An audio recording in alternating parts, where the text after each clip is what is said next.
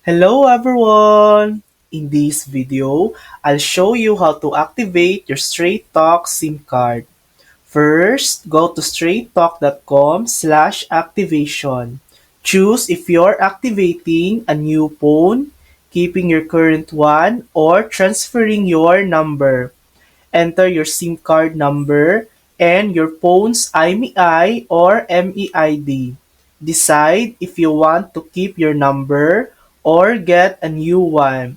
If you're keeping your old number, have your account number and PIN ready. Pick a plan, finish activation, then power off your phone. Insert the SIM and restart. Wait a few minutes and you're all set.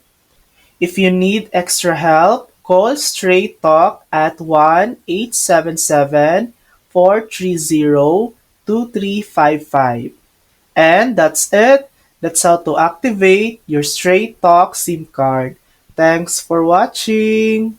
If this video helped you, please like and subscribe for more helpful tutorials.